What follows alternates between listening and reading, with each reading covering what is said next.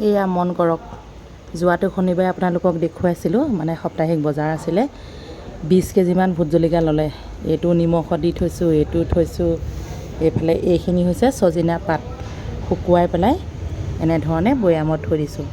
যিহে গৰম আৰু লগতে যিহে ৰ'দ, সুন্দৰকৈ শুকুৱাই এনেধৰণে বৈয়ামত থৈ দিলে বহু দিনলৈ সংৰক্ষণ কৰিব পাৰি।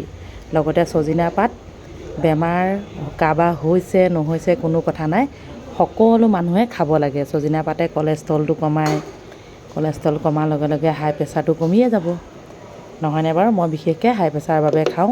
আৰু লগতে এতিয়া মোৰ যিটো থাইৰয়ড কেঞ্চাৰত ভুগি আছোঁ, মানে য'ৰ ত'ৰ পৰা যে দৰৱ খাইছোঁহি, তেওঁলোকে মানে কৈছে ছজিনা পাতটো যিমান পাৰে সিমান খাব।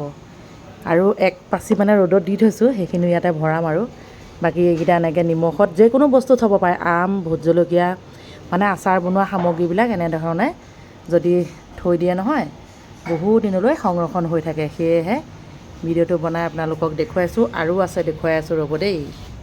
এইফালে মন কৰক, এয়া এনেকৈ 2 বৈয়াম থৈ দিছোঁ।